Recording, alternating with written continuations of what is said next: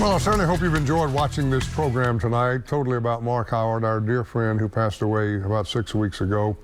Up next, I'm sorry, your name is Brian McKeegan, who I hired as well.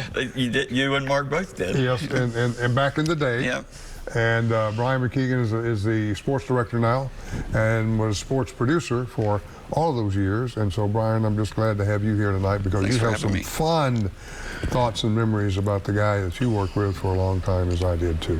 Well, a lot of the guys that were up here earlier talked a lot about it, that Mark just, I mean, the knowledge. I just remember when I first started here, he was like disgusted that I didn't know who the pitcher was before Donnie Moore came in the '86 World Series with the Angels or something. Yeah. And he was just, he was like, I can't believe this. like the guy before Donnie Moore, and I was just like, I don't know who you're talking about. And so anyway, but his knowledge, and you guys touched on his, he was so well read, and I mean he would hand me books, and he'd go, you got to read this, and it'd be something you wouldn't care a thing about. Right. And why would he? But I mean, they were thick like books. War and Peace. Yeah, like autobiographies of sports figures, and I mean, it was just amazing. It was amazing. It was amazing. I want you to introduce a videotape, and you just do it in your own words, and so, folks, I think you're going to enjoy watching this. Yeah, so on Mark's last day at News Channel 5, it was in middle of February in 2006, and so he put a farewell video of the stories he'd worked on, and it really shows a lot of his personality. So roll the videotape. At Fairdale High with the host, Fairdale against Grayson County. After a rough start in Louisville, an apprenticeship in Evansville, Indiana, I arrived in Nashville in May of 1986, ready to establish myself as a hard-hitting reporter. One thing bothers me, though. Don't these guys look a little mature to be in high school? In the field, I covered it all. Vanderbilt's NCAA tournament games from Providence, Rhode Island to Seattle, Washington. And then the NIT championship in New York City, where the Doors didn't exactly take the Big Apple by storm. You know where Vanderbilt is? Let's woke up. Let's woke up. I had a front row seat to 4 of Pat Summitt's 6 national titles.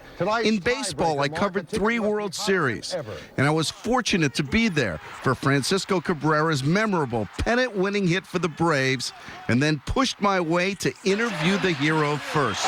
What kind of pitch were you looking for? I was looking for something close to the... And guess who couldn't keep his cool right after that?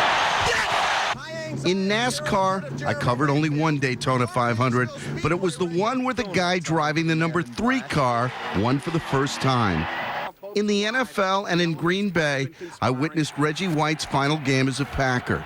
Then in 1999, the Titans marched to the Super Bowl. The breakthrough win in the rain at Jacksonville. A good journalist stays one step ahead, as I demonstrated in the wild card game against the Bills. Yes, 20 seconds to go, and Steve Christie lining up a 40-yard field goal for the game.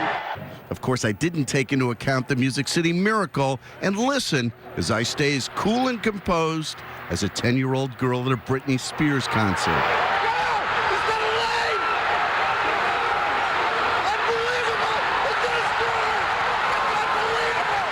On the anchor desk, I was never afraid to go against the grain. Where else would you see the quadruple play in T-ball? Foreign pro golfers trashing their pro-am partners in their native tongue.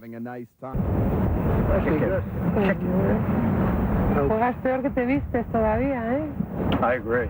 And once, I even took on NASCAR.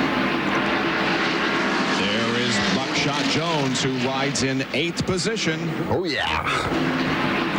A little chilly in here. Scoring on Buckshot. This is for you, babe. Don't take that. They can't do that to him. It's an outrage. I'm going to put that in my story. There's a conspiracy to get Buckshot Jones. I hope you'll remember me as a fearless reporter who always knew his place. Hope's number one. I'm number two. And that's the Mark Howard we know and love, ladies and gentlemen, and I think you do as well, for listening and watching Mark Howard for, about 40 plus years. Brian, you're, what does Mark Howard leave you with, thought-wise? Well, he always was telling me to keep learning. And that was, I mean, he had, like we talked about, books, but the amazing thing about him was it was all up here too. It was. Well, like once he read it, he never forgot it. So just keep learning was always what he was telling me. Brian, thank you so much. Appreciate your friendship over the years. Sure. And you guys just do a terrific job here at Channel 5. Just keep doing it for George Plaster and for Kevin Ingram and Larry Britton Jr. and Jack Sells and Brian McKeegan. I'm Hope Hines. Thank you for letting me come into your living room one more time. Good night, everybody.